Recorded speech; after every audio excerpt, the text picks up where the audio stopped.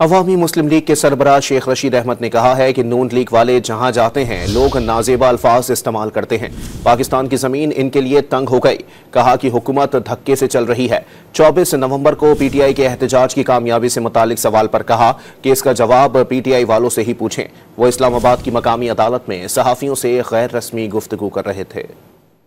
जहाँ जाते हैं इनको गालियां पड़ रही हैं, इनको लोग नाजेबा अल्फाज से याद करते हैं। ये बगैर सिक्योरिटी के फिर के दिखाएं। पाकिस्तान की जमीन इनके लिए तंग हो गई है। पाकिस्तान में जो इस वक्त एक खौफ, एक बदअमनी, एक महंगाई, एक बेरोजगारी और जो बेरोजगारी की सीटों की गुंजाइश है उसको भी खत्म कर दिया